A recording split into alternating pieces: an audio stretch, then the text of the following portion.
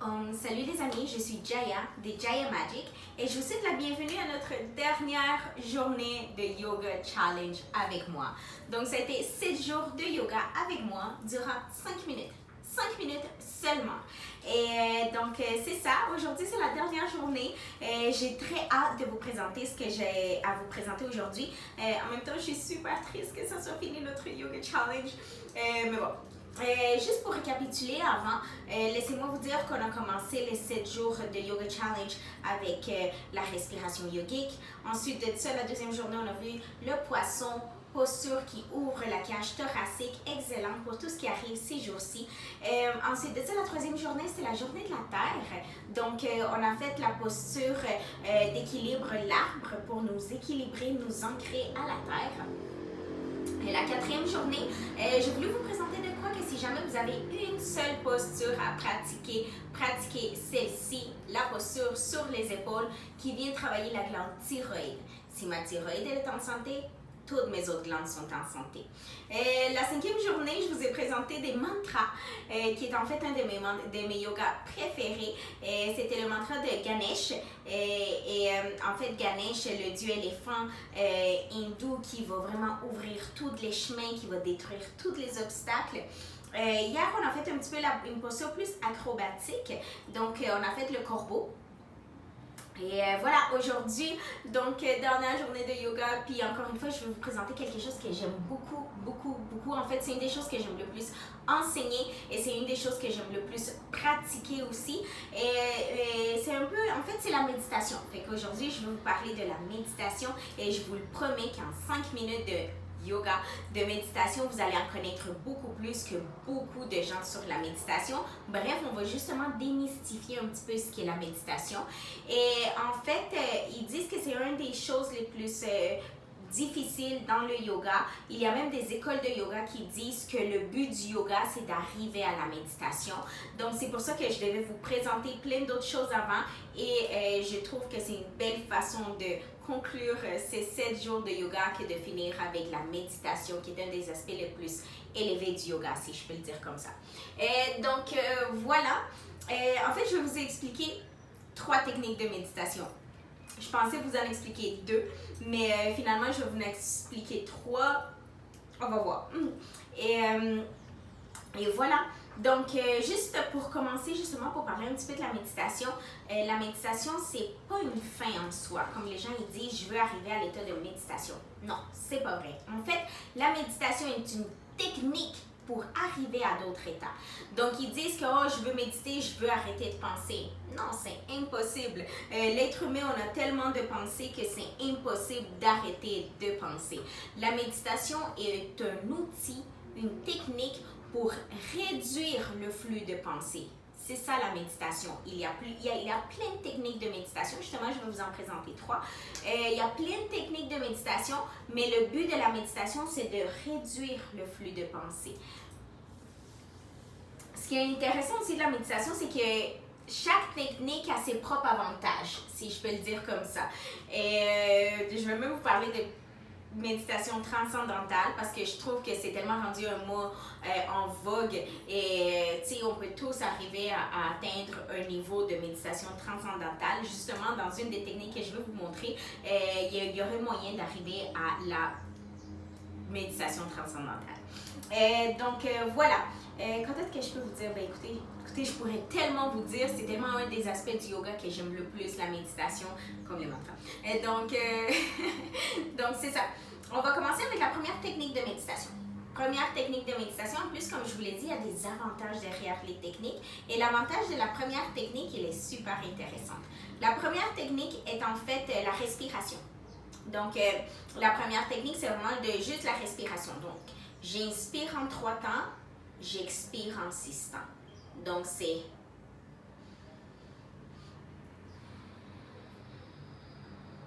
j'inspire en 3, 1, 2, 3, j'expire en 1, 2, 3, 4, 5, 6.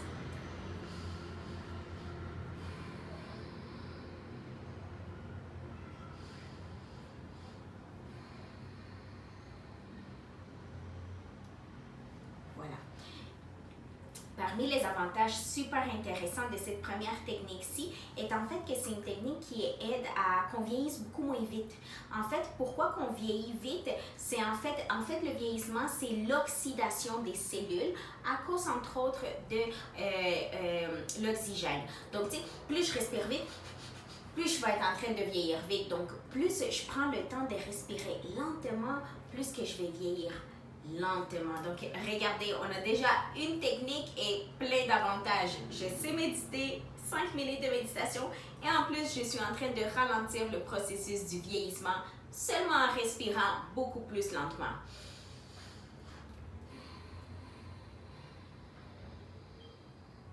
Je peux aussi commencer à prolonger mes temps de respiration. J'inspire en 4 temps, j'expire en 8 temps. Donc voilà, c'était pour notre première technique de méditation. N'oubliez pas aussi, j'ai oublié de vous dire que la posture de méditation, c'est vraiment le dos est droit, mes épaules sont détendues, je suis stable, confortable. Et ensuite de ça, je me mets en Chin Mudra ou en position ici. Moi, j'avoue que depuis que j'ai commencé à méditer, c'est ici que j'aime ça. Je peux tenir mon mala dans mes mains, je peux tenir mes pierres, je peux tenir mes offrandes. Donc, j'aime beaucoup méditer comme ça. Ceci étant dit aussi, si vous avez de la difficulté à être droit, pour commencer, je vous invite vraiment à être confortable. Donc, tu sais, si c'est comme ça que vous êtes confortable, soyez comme ça. Tu sais, c'est vraiment, c'est pas grave, tu sais. Vraiment, ce qui est important au début, c'est de maîtriser la technique. Et une fois que vous avez maîtrisé la technique, comment vous êtes assis, c'est pas important. Parce que, tu sais, je veux pas que vous soyez je peux plus méditer. Donc, voilà. La deuxième technique de méditation, c'est en fait justement avec ça. Okay? C'est un mala. Okay. Premièrement, on ne touche jamais son mala avec ce doigt-ci, puisque c'est le doigt le plus sale. On est tout le temps en train de pointer, toucher. Donc, on ne va pas le toucher avec celui-là. Ensuite de ça, je vais le prendre au niveau de mon cœur. Et je peux commencer avec des mantras. Ganesha Sharana. Ganesha Sharana. Ganesha Sharana. Je suis catholique. Amen. Amen. Amen. Je suis musulman. Allah. Allah. Allah. Je suis bouddhiste. Om Mani Padme Hum. Om Mani Padme Hum. Om Mani Padme Hum. Je suis pas religieux. Puis je veux amener une énergie dans ma vie. Amour. Ma vie est en déséquilibre, c'est le bordel. Qu'est-ce qui se passe? Équilibre, équilibre, équilibre. Voilà, ça c'était la deuxième technique, c'est justement avec ça. Et en fait, c'est cette technique-ci qui va vous amener à une méditation transcendantale. En fait, le fait de rentrer en transe, c'est de répéter quelque chose pendant longtemps. Donc, c'est comme ça qu'on va rentrer en transe. Donc, voilà une façon de rentrer en méditation transcendantale. Je pourrais tellement vous en dire plus. Vous pouvez, tu sais, il y a plein d'autres mantras. Om Shri Mahalakshmi Namaha, Om Shri Mahalakshmi Namaha. Donc, tu sais, il y en a tellement et c'est ça qui va, c'est le fait de répéter ça qui va vous faire rentrer en transe. Donc, voilà pour la deuxième technique de méditation. Et la troisième technique de méditation, c'est une de mes préférées. Non, je pense qu'elles sont toutes mes préférées. Mais c'est une que j'apprécie beaucoup, surtout quand je pars en voyage. Donc, si jamais vous êtes de ces gens qui partent en voyage, c'est la méditation que je vous invite de pratiquer. Et même si vous ne partez pas en voyage au Québec, si on est à Montréal, puis on peut aller au Parcouin, on aller de Laurentides, ou je m'en vais au chalet, ou n'importe où est-ce que vous êtes un petit peu en nature, sur le balcon, est-ce que vous êtes un petit peu en nature, c'est la méditation à pratiquer. Mais pourquoi je dis qu'en voyage, c'est super intéressant? Parce que quand vous êtes en voyage, elle vous permet en même temps de vous énergiser. Donc, de vous recharger. Et elle est très simple, donc... je peux pas vraiment... Je vais la faire pratico-pratique. OK, donc oui, c'est sûr. Posture de méditation, dos droit, épaules détendues, mains en Chin Mudra ou comme ça, mes yeux sont fermés. Et je commence. En fait, je vais garder les yeux ouverts pour pas qu'on se perde. Mais justement, donc je commence. On va dire que j'ai les yeux fermés. Et tu sais, j'ai fait exprès de laisser la porte du balcon un petit peu ouverte parce que justement, c'est là qu'on va appeler tous nos sens. On peut même devenir des ninjas avec celle-ci. Donc, comment qu'on commence? Donc, je commence. Je commence. Et puis, je peux commencer. OK. Où est-ce que je sens le tapis? OK. Ah, Aujourd'hui, je sens vraiment le tapis ici. Voilà. Ou d'autres. Ensuite de ça, je peux me dire, OK, où est-ce que je sens le soleil? OK, là, j'avoue que j'ai pas de soleil. Là. Mais tu sais, je peux vraiment faire attention. Je le sens ici. Sur mon genou. Tu sais, mettons, il y a. Ensuite de ça, je peux commencer à le vent. Tu sais, une petite brise, une petite chaleur. Où est-ce qu'on a de la chaleur? Là, je laisse un petit peu la fenêtre ouverte. Ouais, je sens une petite brise, là. En fait, je l'ai senti ici. Voilà. Et ensuite de ça, vous pouvez jouer, vous échanger, vous sentez d'autres choses. Et ensuite de ça, le son. Le son, en plus, c'est elle qui vous fait devenir un petit peu ninja.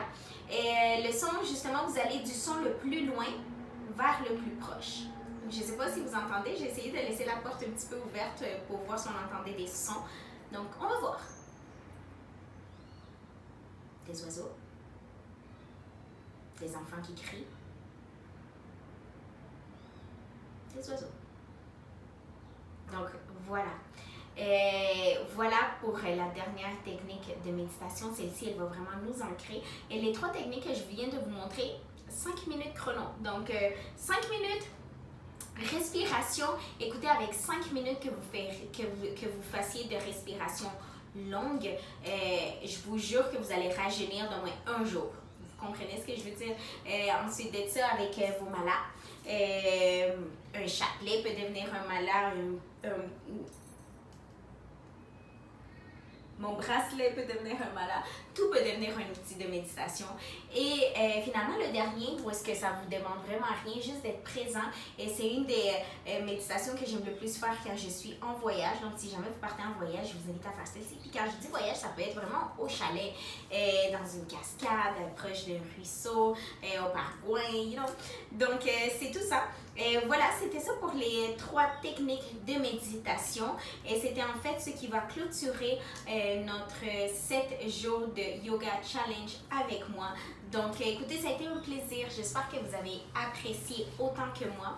Et donc, c'est ça. Écoutez, je vous invite à vous souscrire sur Jaya Magic YouTube. Aussi, d'aller voir le site internet sur jayamagic.com. Vous allez trouver des recettes, des ateliers, des workshops, des retraites super intéressantes. Donc, écoutez, juste allez-y, puis venez pratiquer avec moi.